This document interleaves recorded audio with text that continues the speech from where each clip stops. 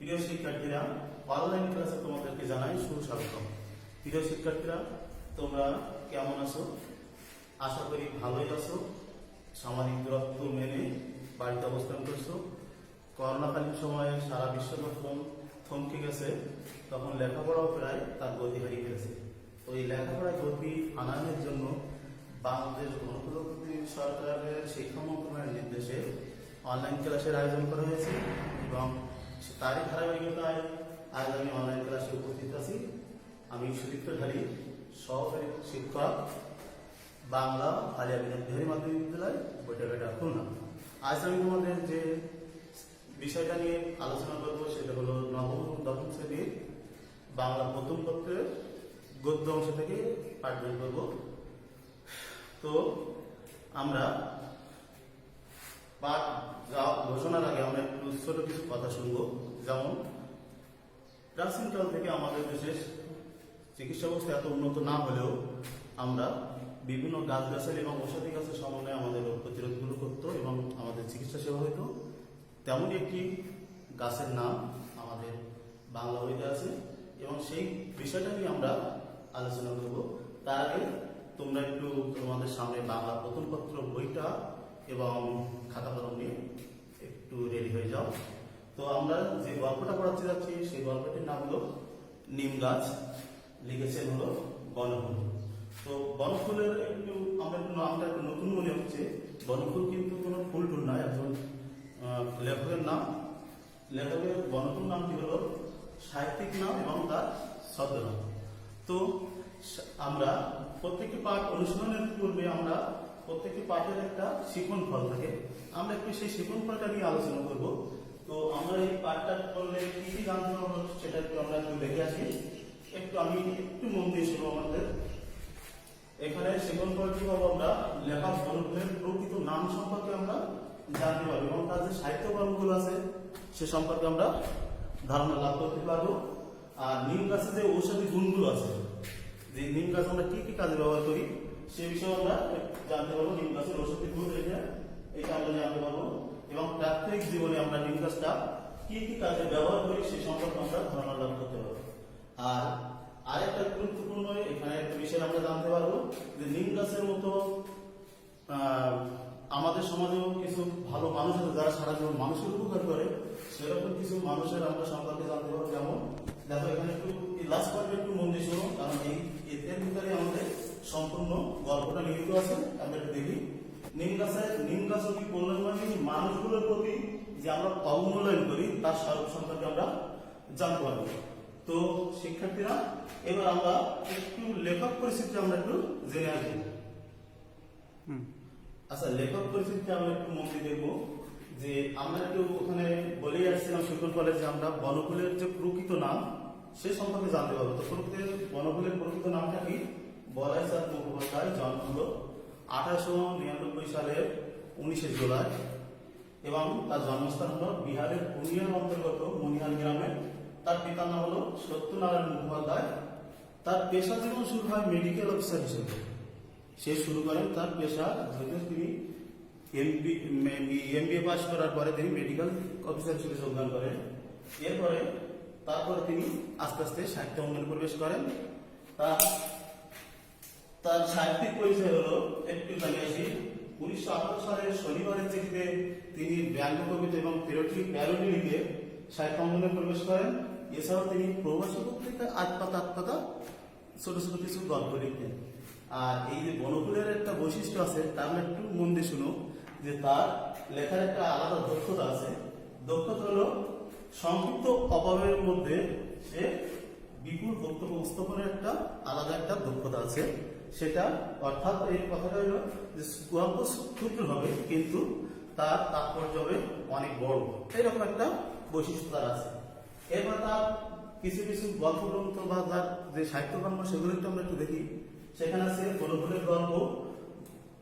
ওখানে গল্প গ্রন্থের মধ্যে একটু বলি। বনফুলের গল্প, বাহুল্য, বিন্দু বিসর্গ, অনুগামিনী এবং তন্নি, উর্মিমালা এবং দূরবীন। এবং উপন্যাসের মধ্যে আছে একটু তৃণমূখণ্ড, কিছুক্ষণ, দৈরত্ব, নির্মুখ, আমিও, সে জঙ্গল এবং অগ্নি। কবিতার মধ্যে তার একটু দেখে আসবো আমরা বনফুলের কবিতা, ব্যঙ্গ কবিতা এবং চতুর্দশ পদী কবিতা। এছাড়াও তিনি জীবনী নাটক লিখছিলেন শ্রী মধুসূদন এবং বিদ্যাসাগর। তিনি এই লেখালেখনির মাধ্যমে সে অনেক পুরস্কার পেয়েছিলেন, তার মধ্যে বিখ্যাত হল পদ্মভূষণ পুরস্কার, এবং তিনি 1979 সালের 9 ফেব্রুয়ারি কলকাতায় মৃত্যুবরণ করেন। তো আমরা সবাই জানলাম লেখক পরিস্থিতি। এবার আমরা একটু বইটা সবাই হলো 80 পৃষ্ঠায় আমরা একটু মূল গল্প চলে যাব। আচ্ছা, সবাই নিশ্চয়ই বইটা সামনে নিয়ে বসে আছো। তো আমরা একটু পাঠে সরাসরি বা পাঠে চলে যাবো, একটু মন দিয়ে শুনবা, কারণ পাঠ অনুশীলন করার সময় আমরা এর ব্যাখ্যাটা আমরা দিয়ে দেবো। দেখো, এখানে শুরুতেই আছে যে নিম গাছের কি কি কাজ আমরা ব্যবহার করি, সেইখানে বর্ণনা দেওয়া আছে যে কেউ সালটা সিদ্ধ করে নিয়ে যাচ্ছে, আবার পাতাগুলো কেউ ছেড়ে ছেড়ে কি করছে, ছেড়ে দিলে পিষছে। খোল, ডাব, ভাজা, চুলকানিতে এটা বিভিন্ন কাজে লাগায়। দেখো সেইগুলো কি, কারণ চর্মরোগের এই নিম গাছ এত অব্যর্থ মহৌষধ। আমরা একটু অব্যর্থের কথাটা একটু আসছে, অব্যর্থ মানে কি যা বিফল হয় না। তো নিম গাছের যদি চুলকানি বা চর্মরোগ যেগুলো আছে এগুলো যদি লাগানো হয়, তো সেগুলো অবশ্যই মানে নিম গাছের এই যে ছাল বা যেগুলো সেদ্ধ করে শরীরে লাগালে আমরা কি হবে, এই বিফল হবে না বা কোনো এই রোগ সারবে, এরকম একটা কথা বলা আছে। এরপরে আবার আছে কি, আমরা একদম দেখবো এই রাস্তাঘাটে একটু নিমের ডাল দেখলে কি করি, আমরা ওই ডালটা ভেঙে একটু দাঁত দিয়ে চিবাতে শুরু করি। সেরকম আবার কিছু একটা কথা আছে এখানে, যে কচি যে পাতাগুলো আছে সেগুলো আবার কি মানুষ ধরে ধরে চিবায়, তাহলে এগুলো আবার খাচ্ছে।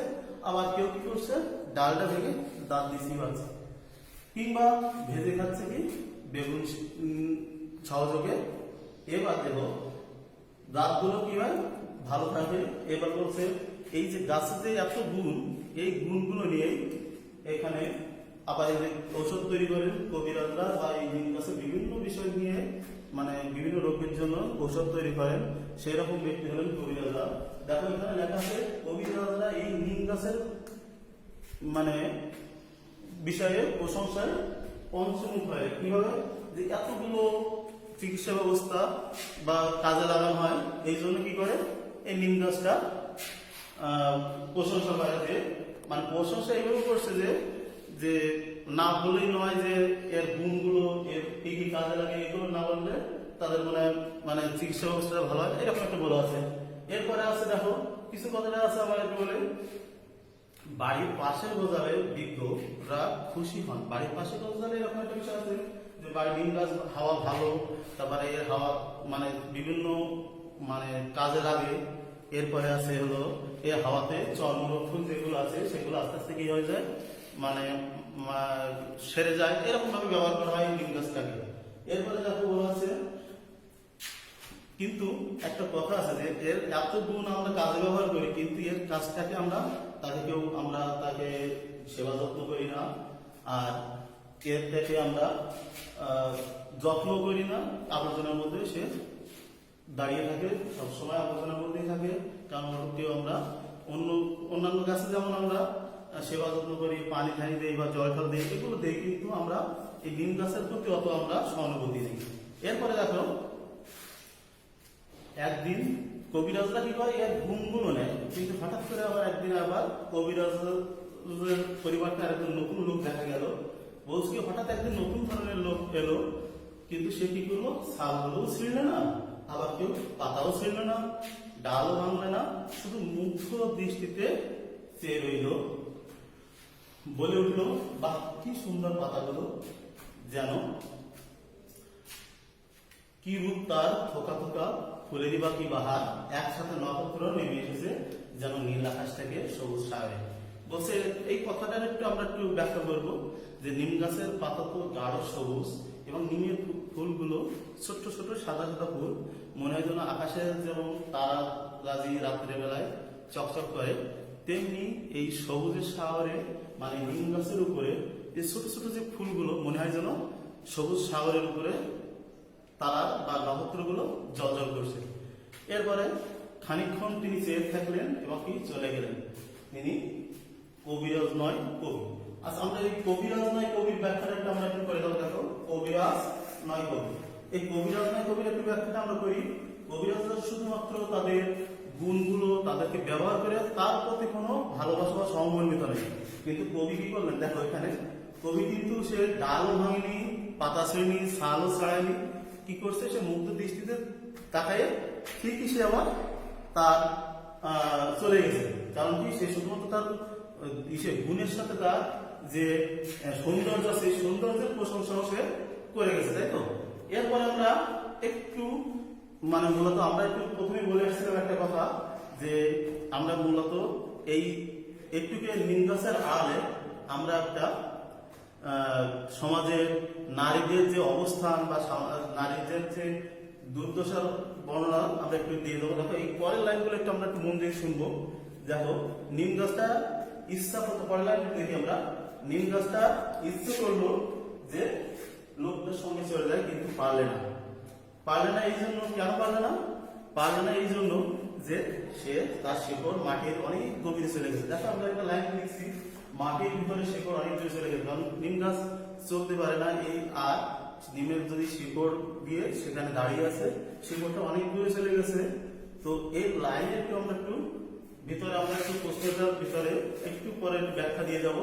এবার দেখো বাড়ির পিছনে আবর্জনা স্তূপে সে দাঁড়িয়ে গেল, কি গাছ? ওই নিম গাছটা। এখন আমার কথা হলো এটা না, এখন এর পরের একটা লাইন দেখো, একটু সবাই একটু মন দিয়ে দেখো, যে দেখো পরের একটা লাইনে, লাস্টে একটা লাইনে একটু ফাঁকা করে লেখা আছে, ওদের বাড়ির গৃহকর্ম নিপুণা লক্ষ্মী ওটার ঠিকই একই অবস্থা। আমি আবার একটু বলি, ওদের বাড়ির গৃহকর্ম নিপুণা লক্ষ্মী ওটার ঠিকই একই অবস্থা।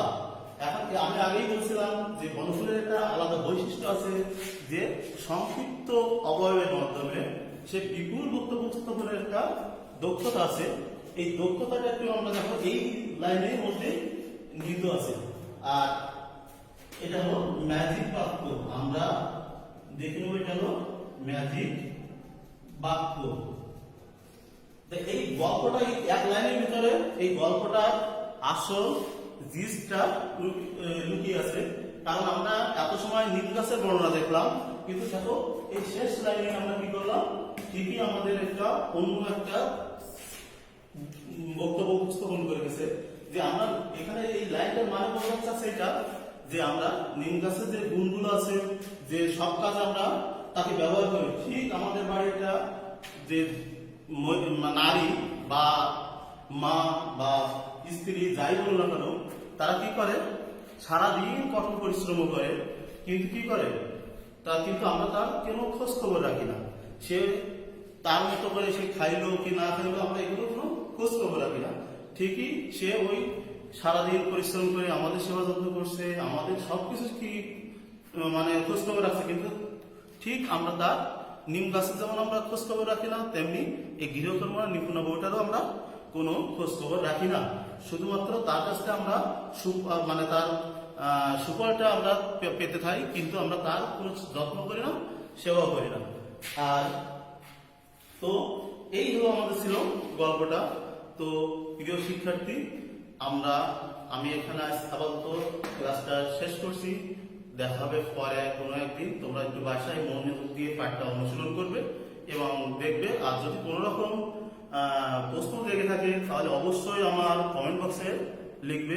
তো সেই সময় পর্যন্ত ভালো থাকো, সামাজিক দূরত্ব মেনে বাড়িতে অবস্থান করো। সবাইকে ধন্যবাদ, ভালো থাকো।